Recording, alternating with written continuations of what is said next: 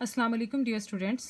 आज के लेक्चर में हम चैप्टर नंबर 9 एरोमेटिक हाइड्रोकार्बन्स में रिएक्शन ऑफ बेंजीन के एतबार से स्टडी करेंगे। रिएक्शन ऑफ बेंजीन में आपने प्रीवियसली देखा क्योंकि बेंजीन एक इंतहाई ही स्टेबल और रिच इलेक्ट्रॉनिक क्लाउड रखता है और extensive delocalisation of electronic cloud की बदौलत उस पर अटैक आसानी से नहीं हो सकता। तो इलेक्ट्रोफाइल्स वो वाहिद जो स्पीशीज़ थी जो आसानी से अटैक कर सकती थी, लेकिन उनमें भी दो तरह की नौइयत थी, एक स्ट्रॉन्ग इलेक्ट्रोफाइल्स और एक वीक इलेक्ट्रोफाइल्स। अब स्ट्रॉन्ग इलेक्ट्रोफाइल्स के पास वो सलाहियत थी कि बेंजीन के इलेक्ट्रॉनिक क्लाउड जो पर अटैक कर सकें, जबकि वीक इलेक्ट्रोफाइल्स के पास ये इस्तात नहीं थी। अब इसी चीज़ को हमने फिर डिफरेंट फॉर्म्स में स्टडी किया, मैकेनिज़म्स देखे और पैटर्न देखा कि किस तरह से जनरल पैटर्न अडॉप्ट होता है बेंजीन की रिएक्टिविटी का टुवर्ड्स इलेक्ट्रोफाइल। आज हम उसी पर एक इम्पॉर्टेंट जो पॉइंट हमारा रहता था वो हम देखेंगे और फिर रिएक्शंस को स्टडी करेंगे बाकायदा कि बेंजीन किस किस तरह के रिएक्शंस दे सकते हैं। रिएक्शंस ऑफ बेंजीन में हम आज देखेंगे general pattern of reactivity of benzene towards electrophile and again it includes a very important point. अब हमारे पास दो तरह के रिएक्शंस होते हैं, एक होते हैं एडिशन रिएक्शंस, एक होते हैं सब्स्टिट्यूशन रिएक्शंस। बेंजीन के हवाले से बात की जाए तो बेंजीन एडिशन रिएक्शन बआसानी नहीं देती। क्यों नहीं देती? The addition product is not favourable because in its formation the characteristic stability of benzene is lost. क्यों आसानी से नहीं दे रही? कि जब बेंजीन एडिशन प्रोडक्ट बनाती है और वो फेवर नहीं करती, क्यों नहीं करती? क्योंकि स्टेबिलिटी बेंजीन की, उसके कैरेक्टरिस्टिक फीचर वो प्रिजर्व नहीं रहते, वो रिटेन नहीं रहते, स्टेबिलिटी लॉस हो जाती है। जब बेंजीन एडिशन रिएक्शंस परफॉर्म करती है उसका क्लाउड डिस्टर्ब हो जाता है, डिस्ट्रॉय हो जाता है। जबकि अगर पॉसिबिलिटी देखी जाए तो फिर एक ही पॉसिबल प्रोडक्ट बच जाती है and that is the substitution product. The only possible product is the substitution product. अब सब्स्टिट्यूशन क्या होती है कि एक ग्रुप का आना और दूसरे ग्रुप का चले जाना, तो इससे रिंग को कुछ फर्क नहीं पड़ता। तो सब्स्टिट्यूशन रिएक्शंस के हवाले से या सब्स्टिट्यूशन प्रोडक्ट की बात की जाए, the stability of benzene is retained. उसके कैरेक्टरिस्टिक फीचर्स रिटेन रहते हैं, बरकरार रहते हैं, स्टेबल रहते हैं, स्टेबिलिटी को कोई इफेक्ट नहीं होता। तो लिहाजा बेंजीन प्रेफर करती है कि वो एडिशन रिएक्शंस की बजाय सब्स्टिट्यूशन रिएक्शंस आसानी से दे। ये नहीं है कि वो एडिशन देती ही नहीं है, एडिशन रिएक्शंस में भी आप रिएक्शन स्टडी करेंगे, लेकिन वो फेवर नहीं करती। फेवर वो सिर्फ सब्स्टिट्यूशन रिएक्शंस को करती है क्योंकि उसमें उसकी कैरेक्टरिस्टिक स्टेबिलिटी वो रिटेन रहती है, उसे कोई इफेक्ट नहीं होता। इस चीज़ को आप समझ सकते हैं कि सब्स्टिट्यूशन में ऐसा क्या होता है। ये आपके पास बेंजीन का रिंग है और उस पर जब इलेक्ट्रोफाइल का अटैक होगा तो ये इलेक्ट्रॉनिक क्लाउड इलेक्ट्रोफाइल को ऑफर करेगा कि वो उसके साथ अटैच हो जाए बाय गिविंग इट्स इलेक्ट्रॉन्स, जो कुछ लम्हे के लिए तो बाहर आएंगे और इलेक्ट्रोफाइल को अटैच भी करेंगे। हाइड्रोजन भी रिमूव होगी, बाहर ओपन की एक्सपोज की जाएगी और इस तरह से कार्बोकैटायन जनरेट हो जाएगा। इसे हम कहेंगे बेंजीनोनियम आयन। अब यही बेंजीनोनियम आयन फर्दर बेस के साथ जब रिएक्ट करता है तो बेस इस प्रोटॉन को एब्स्ट्रैक्ट करती है, तो यहाँ से इलेक्ट्रोफाइल निकल रहा है, ये H पॉजिटिव की सूरत में बाहर जाएगा जो अगेन एक इलेक्ट्रोफाइल है। आने वाला क्या था? वो भी इलेक्ट्रोफाइल। जाने वाला क्या है? वो भी इलेक्ट्रोफाइल। तो बेस इस आपके पास H पॉजिटिव को जब एक्सट्रैक्ट कर लेती है तो BH बना देती है। पीछे ये जो इसके इलेक्ट्रॉन्स होते हैं वो वापस रिंग में दोबारा चले जाते हैं। तो इस तरह से रिंग की जो कैरेक्टरिस्टिक स्टेबिलिटी है वो लॉस नहीं होती, वो रिटेन रहती है। बस हुआ क्या कि एक ग्रुप आया और दूसरा ग्रुप चला गया, तो replacement of one group by the other, it is in simple words we call as substitution. तो सब्स्टिट्यूशन में ऐसा होता है। जबकि अगर एडिशन परफॉर्म की जाए तो आगे हम एडिशन के रिएक्शंस देखेंगे बेंजीन के एतबार से, तो वहाँ आपका ये कॉन्सेप्ट बहुत वाज़ेह हो जाएगा कि एडिशन में क्या होता है। टोटली प्रोडक्ट ही चेंज हो जाती है क्योंकि वो उसका रिंग वैसे का वैसा नहीं रहता, स्टेबिलिटी नहीं रहती, रिटेन नहीं रहता, कैरेक्टरिस्टिक फीचर्स प्रिजर्व नहीं रहते, तो ये फेवर नहीं करता कि एडिशन प्रोडक्ट बनाए। तो यहाँ से एक शॉर्ट क्वेश्चन भी आ जाता है important, why benzene prefer to give substitution reactions than addition reactions. कि बेंजीन क्यों प्रेफर करती है कि वो सब्स्टिट्यूशन रिएक्शंस दे बनिस्बत एडिशन रिएक्शंस के, तो उसकी आप वजह बताएंगे, साथ आप ये कोट करेंगे मैकेनिज्म, तो आपका क्वेश्चन कवर हो जाएगा। दूसरा एक अहम सवाल एक और भी है, give the general mechanism of electrophilic aromatic substitution reactions. कि आप जनरल मैकेनिज्म बताएं इलेक्ट्रोफिलिक एरोमेटिक सब्स्टिट्यूशन रिएक्शंस का आपने अभी ये मैकेनिज्म पढ़ा है और प्रीवियस लेक्चर में भी इसे डिटेल में पढ़ा था कि इसके अंदर कौन कौन से स्टेप्स शामिल होते हैं, उनकी बाकायदा हमने हेडिंग्स पढ़ी थी, स्टेप्स शामिल किए थे। तो ये वो जनरल मैकेनिज्म है जो आप इस क्वेश्चन में लिखेंगे और ये बाज़ औकात पूछ लिया जाता है कि मैकेनिज्म बताएं जनरल, तो फिर आपने उसमें ध्यान रखना है प्रोडक्ट का और तमाम स्टेप्स का। तो ये आपके पास जनरल पैटर्न ऑफ रिएक्टिविटी था जो हमने देखा कि बेंजीन की नेचर क्या है, उसका स्ट्रक्चर क्या है, फिर वो किसको ऑफर कर सकता है कि वो रिएक्शन कर सके और फिर किस तरह का रिएक्शन पॉसिबल है। तो हमने यहाँ से ये नतीजा निकाला कि बेंजीन के मेजर दो तरह के रिएक्शंस होते हैं, एक सब्स्टिट्यूशन और एक एडिशन। सब्स्टिट्यूशन वो खुशी से देता है, एडिशन वो ज़रा नाराज़गी के साथ देता है। तो आगे देखते हैं कि कैसे ये काम होते हैं। रिएक्शंस ऑफ बेंजीन के हवाले से देखा जाए तो benzene generally give two types of reactions. Majorly ये दो तरह के रिएक्शंस दे सकती है, एक इलेक्ट्रोफिलिक एरोमेटिक सब्स्टिट्यूशन रिएक्शंस और दूसरे addition reactions. Electrophilic aromatic substitution reactions में आप 4 रिएक्शन स्टडी करेंगे जिनका अहम मकसद सब्स्टिट्यूशन है, यानी इलेक्ट्रोफाइल आने वाला भी इलेक्ट्रोफाइल होगा, जाने वाला भी इलेक्ट्रोफाइल होगा, replacement of one group by the other. That is electrophilic aromatic substitution reactions nature. So सबसे पहली जो इसमें आप रिएक्शन की नेचर स्टडी करेंगे वो है हैलोजिनेशन, फिर सेकंड में आप नाइट्रेशन देखेंगे, थर्ड में सल्फोनेशन और फोर्थ में फ्राइडल क्राफ्ट रिएक्शन। ये चारों रिएक्शंस अपनी अपनी नेचर के एतबार से इंतहाई इंपॉर्टेंट है, शॉर्ट क्वेश्चंस के पॉइंट ऑफ व्यू से भी और लॉन्ग के एतबार से भी। शॉर्ट में तो कोई एक आपसे पूछ लिया जाएगा, लॉन्ग में आ जाए तो कोई दो को एक साथ यकसा पूछा जा सकता है कि हैलोजिनेशन बताएं, नाइट्रेशन भी बताएं बेंजीन की, या नाइट्रेशन और सल्फोनेशन बताएं बेंजीन की, या सिंपल फ्राइडल क्राफ्ट एक तनहा ही एक वसी टॉपिक है लॉन्ग क्वेश्चन के अतबार से, तो ये अकेले ही पूछ लिया जाता है। तो ये इंतहाई इंपॉर्टेंट और बहुत आसान रिएक्शंस हैं। आपने जनरल मैकेनिज्म स्टडी किया है और उसके फीचर समझ लिए हैं, तो ये समझना कोई मुश्किल नहीं है। सेकेंड कैटेगरी जो ये दे सकते हैं वो है एडिशन रिएक्शंस। अब एडिशन रिएक्शंस में क्या क्या पॉसिबिलिटीज़ हैं? रिडक्शन का अमल है, हैलोजिनेशन है, कंबशन भी ये करते हैं और ऑक्सीडेशन जैसा फिनोमेना भी ये शो करते हैं। एडिशन रिएक्शंस में क्या होगा कि कैरेक्टरिस्टिक स्टेबिलिटी बेंजीन की प्रिजर्व नहीं रहेगी, जबकि इलेक्ट्रोफिलिक एरोमेटिक सब्स्टिट्यूशन रिएक्शंस में कैरेक्टरिस्टिक स्टेबिलिटी लॉस नहीं होगी, वो रिटेन रहेगी। इस चीज़ को आप बाकायदा रिएक्शंस में भी देखेंगे। अभी तो हम इलेक्ट्रोफिलिक एरोमेटिक सब्स्टिट्यूशन रिएक्शंस को 1 बाय 1 स्टडी करेंगे, देन जब हम एडिशन पर आएंगे तो वहाँ आपको ये कॉन्सेप्ट आपका क्लियर हो जाएगा, वाज़ेह हो जाएगा आप पर कि किस तरह से बेंजीन का रिंग मुतासर हो रहा है जब एडिशन करता है और किस तरह से वो रिटेन रह रहा है जब वो सब्स्टिट्यूशन के अमल से गुजरता है। तो आज हम इलेक्ट्रोफिलिक एरोमेटिक सब्स्टिट्यूशन रिएक्शन में पहला रिएक्शन स्टडी करेंगे, दैट इज हैलोजिनेशन। हैलोजिनेशन के हवाले से बात की जाए तो जिस तरह आप हाइड्रोजिनेशन का अमल पढ़ते थे कि addition of hydrogen to a compound, इसी तरह हैलोजिनेशन भी है।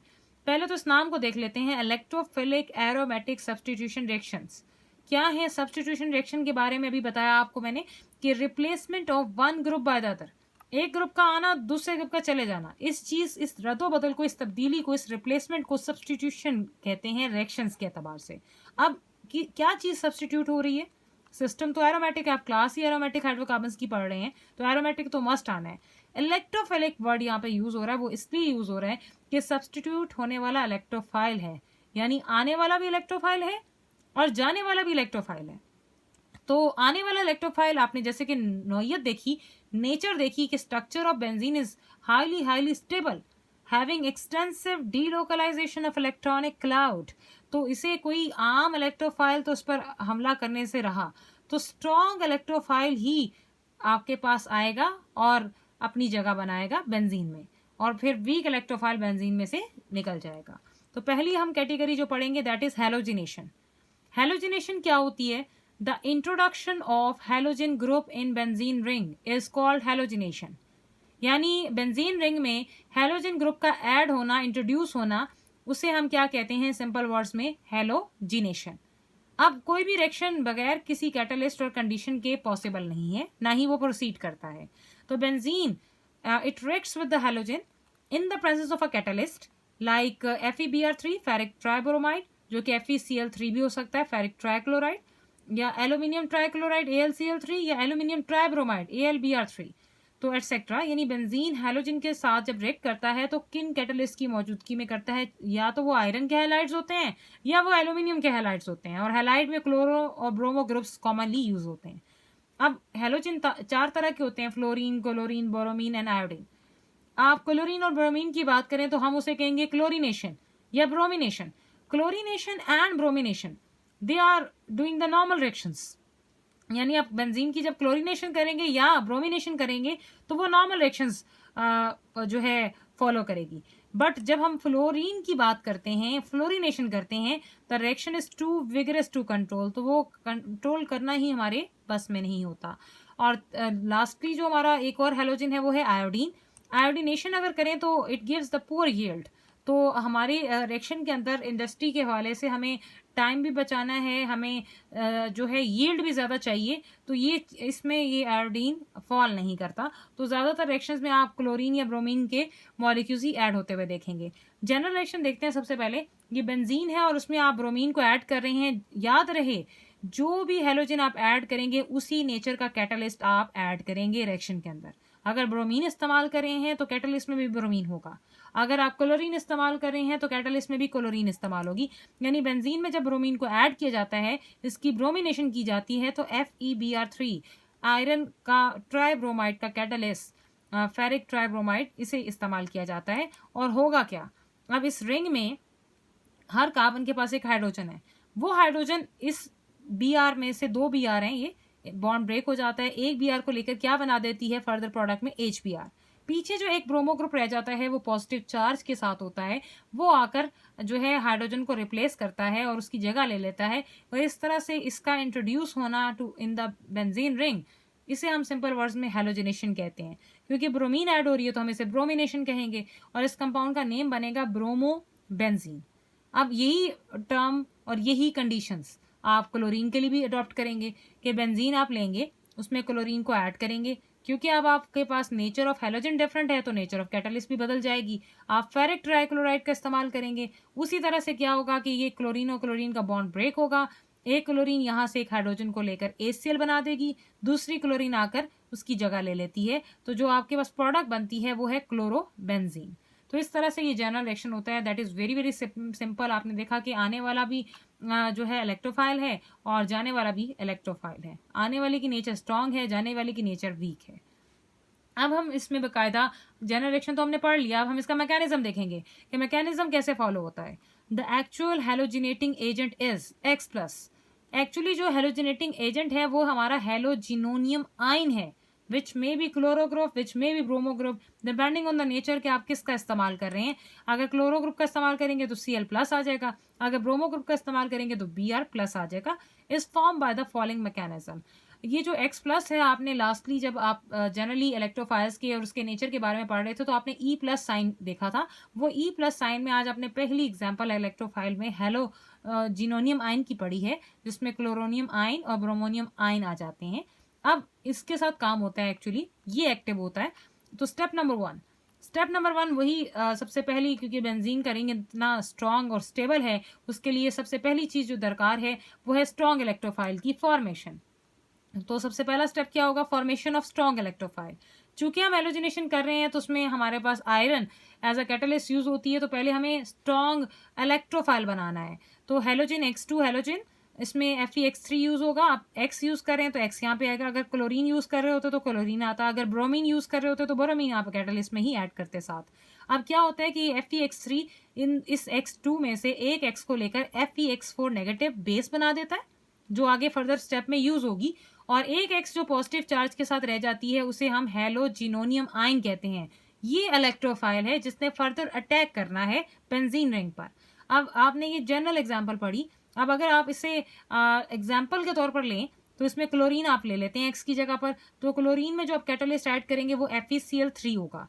और इसी तरह क्लोरीन का जो बॉन्ड ब्रेक होता है तो एक क्लोरीन पॉजिटिव चार्ज के साथ आपको इलेक्ट्रोफाइल की सूरत में मिलती है, जिसे हम क्लोरोनियम आयन कहते हैं। और एक जो क्लोरीन का ग्रुप है वो आपके पास FeCl3 के पास जाकर अटैच हो जाता है, तो ये बनता है FeCl4 नेगेटिव टेट्राक्लोरोफिरेट आयन, जो कि बेस के तौर पर आगे मजीद रिएक्शन में मैकेनिज्म के दौरान इस्तेमाल होगा। स्टेप बाय स्टेप काम होगा, एक दफ़ा इलेक्ट्रोफाइल यूज होगा, एक दफ़ा बेस यूज होगी, होंगे दोनों यूज। और इस तरह से हमारा काम होगा। पहला मकसद हासिल हो गया कि स्ट्रॉन्ग इलेक्ट्रोफाइल जनरेट हो चुका है। Second step, attack of electrophile on the benzene ring. अब इसका अटैक करवाना है।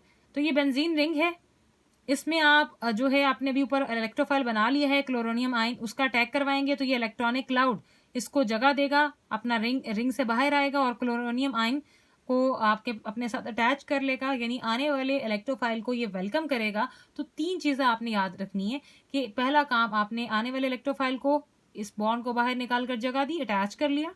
सेकेंड, इस कार्बन पर जो हाइड्रोजन थी उसे आपने एक्सपोज कर लिया, ओपन कर लिया। तीसरा, क्योंकि कार्बन, इस वाली कार्बन का बॉन्ड छिन चुका है, इलेक्ट्रॉन्स जा चुके हैं, तो ये इस पर जो है कमी आ चुकी है, तो ये जख्मी हो चुकी है, तो इस पर पॉजिटिव चार्ज आ जाएगा जिसे हम कहते हैं कार्बोकैटाइन। तो ये कार्बोकैटाइन बना है, ये एक रिएक्शन इंटरमीडिएट है जो कुछ टाइम के लिए रहेगा और बाद में जो है वापस स्टेबल हालत इख्तियार कर लेता है। तो स्टेप नंबर 2 अटैक तो हो गया। अब स्टेप नंबर 3 की बारी है। स्टेप नंबर 3 में क्या होता है? Addition of base and recovery of catalyst. अब वही आपने जो इंटरमीडिएट देखा था उसमें आप FeCl4 नेगेटिव जो आपकी बेस बनी थी वो ऐड करेंगे। अब ये FeCl4 नेगेटिव ये कैसे काम करेगी? ये यहाँ से प्रोटॉन को एब्स्ट्रैक्ट कर लेगी। अब यानी FeCl3 में से एक क्लोरीन अजाफी है, ये क्लोरीन का ग्रुप जो है हाइड्रोजन को लेकर प्रोटॉन की सूरत में, H पॉजिटिव की सूरत में, यानी अपने इलेक्ट्रॉन लेकर नहीं जाएगा, तो ये H पॉजिटिव की सूरत में जो है ये Cl के साथ मिलकर बनाता है HCl, एक चीज। अब ये जो बॉन्ड है, जब इसने इस पर अटैक किया, इसको निकाल कर ले गया, अब पीछे ये जो बॉन्ड है हाइड्रोजन का, ये जो इलेक्ट्रॉन्स है ये वापस रिंग में चले जाते हैं। दूसरा काम, यानी ये रिंग में चले गए, तो ये आप देख रहे हैं प्रोडक्ट में बॉन्ड वापस आ चुका है। तीसरी चीज, ये जो पॉजिटिव चार्ज क्रिएट हुआ था और कार्बोकैटाइन बनी थी, जब बॉन्ड वापस, इलेक्ट्रॉन्स वापस आ जाते हैं रिंग में, तो ये खत्म हो जाता है। तो अगेन यहाँ पे आपको 3 काम करने हैं, हाइड्रोजन को निकालना है, बॉन्ड को वापस शिफ्ट करना है और पॉजिटिव चार्ज को खत्म करना है। तो इस तरह से आपके पास FeCl3 बचेगा और साथ HCl बनेगा। तो ये FeCl3 वही कैटलिस्ट है जिससे आपने रिएक्शन को प्रोसीड किया था, स्टार्ट लिया था। कैटलिस्ट, इस कैटलिस्ट के इस्तेमाल से आपने स्ट्रॉन्ग इलेक्ट्रोफाइल और बेस बनाई है जो फर्दर फिर रिएक्शन में इस्तेमाल हुई। इसीलिए इसे हम एडिशन ऑफ बेस कह रहे हैं, क्योंकि ये बेस ऐड हो रही है, और रिकवरी ऑफ कैटलिस्ट कह रहे हैं कि इसमें कैटलिस्ट रिकवर भी हो जाता है। तो ये हमारे पास एक जनरल बिहेवियर होता है हैलोजिनेशन का। अब कुछ, ये तो था बेंजीन रिंग विदाउट सब्स्टिट्यूएंट, कोई आपके पास कोई साइड चेन नहीं थी। अब अगर कोई साइड ग्रुप लगा हो तो उसमें हैलोजिनेशन कैसे होगी? When alkyl benzenes are treated with chlorine or bromine in the presence of sunlight, only the alkyl groups are substituted. अगर रिंग तनहा है तो फिर रिंग का जो पैटर्न है हेलोजिनेशन का वो ऊपर वाले मेथड के थ्रू फॉलो होगा। लेकिन अगर रिंग के साथ कोई साइड पे अल्काइल ग्रुप लगा हुआ है और फिर आप उसकी हेलोजिनेशन करना चाह रहे हैं, तो फिर रिंग को कुछ नहीं होगा। रिंग को पहले भी कुछ नहीं हुआ था, रिंग में कोई चीज जो है तब्दीली का शिकार नहीं होगी। तो सिर्फ और सिर्फ रिंग्स के साथ जो आउटसाइड में जो ग्रुप अल्काइल का लगा हुआ है वो आपका हेलोजिनेट होगा। अब देखें आप, ये टोलोइन है, CH3 का ग्रुप जिसे मिथाइल बेंजीन टोलोइन स्पेशली कहते हैं। इस CH3 में 3 हाइड्रोजन हैं जो 1 बाय 1 करके हेलोजन से रिप्लेस हो सकते हैं। तो बारी बारी यही रिप्लेस होंगे और प्रोडक्ट्स बनाएंगे, जो अगेन ये बड़ा ही इंपॉर्टेंट क्वेश्चन भी आ जाता है शॉर्ट के तौर पर। तो आप इसमें क्लोरीन ऐड करें, सनलाइट की मौजूदगी में ये रिएक्शन होगा। ये एक सब्सटीट्यूशन का, एक रिप्लेसमेंट का एक रिएक्शन है कि हाइड्रोजन एक निकलेगी, एक Cl को लेगी और HCl बना देगी, पीछे इसमें CH2 रह जाएगा जो आप आगे देख सकते हैं, और एक इनकमिंग जो H की जगह पे Cl आया वो आप देख सकते हैं साथ लग गया। अब इस CH2 को बेंजीन के साथ अगर आप स्टडी करें तो इसे बोलते हैं बेंजाइल, क्योंकि साथ क्लोरो ग्रुप लगा हुआ है तो उसे क्लोराइड कहेंगे, बेंजाइल क्लोराइड। तो ये पहली प्रोडक्ट, जब पहला हाइड्रोजन रिप्लेस होता है पहले हेलोजन के साथ, तो ये आपके पास बेंजाइल क्लोराइड की प्रोडक्ट बनती है। अभी भी इसमें 2 हाइड्रोजन स्टिल रिप्लेसेबल हैं, तो उन्हें देखेंगे कि वो कैसे काम करेंगी। अब जो आपने प्रोडक्ट देखी थी बेंजाइल क्लोराइड, उसको आप स्टार्टिंग लेंगे, उसमें उसी तरह क्लोरीन और सनलाइट की कंडीशन देंगे, तो अब ये एक और हाइड्रोजन एक Cl के साथ निकल जाएगी HCl, और यहाँ पे क्योंकि एक हाइड्रोजन चली गई तो ये CH में कन्वर्ट हो जाएगा, जो आगे आप देख सकते हैं CH, और ये एक Cl था, एक और Cl आ गया तो ये Cl2 बन गया। अब इसे हम बोलते हैं बेंजल क्लोराइड। तो ये बेंजल क्लोराइड है।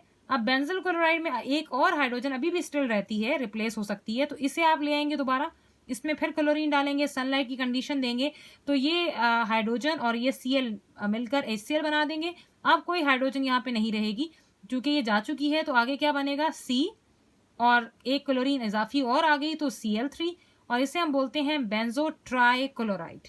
तो इस तरह आपने देखा कि जब साइड चेन कोई अटैच होती है बेंजीन के साथ तो फिर वो हेलोजिनेट होती है, रिंग पर कोई इफेक्ट नहीं होता। तो आपसे वो पूछ सकता है कि how alkyl benzenes are halogenated, तो फिर आपने समझ जाना है कि आपसे वो बेंजीन के साथ किसी अल्काइल ग्रुप की हेलोजिनेशन मांग रहा है, तो आप टोलिन की हेलोजिनेशन के ये तीनों स्टेप्स लिखेंगे, बाकायदा उनके प्रोडक्ट्स के नाम के साथ मेंशन करेंगे। This is all about for the halogenation reaction regarding the aromatic substitution reaction of electrophilic nature. Best of luck.